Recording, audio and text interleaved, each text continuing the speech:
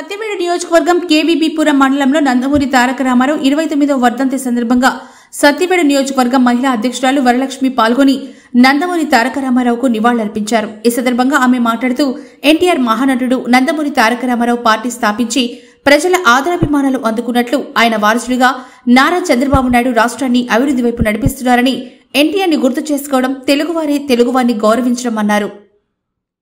యూనివర్సిటీలు అన్ని మహిళలకు ఫస్ట్ స్థానంలో కల్పించింది కూడా మన ఎన్టీఆర్ గారే. ఆయన దగ్గర నుంచి మేము ఎంతో ప్రోత్సాహంతో మేము ముందుకు సాగుతున్నాము.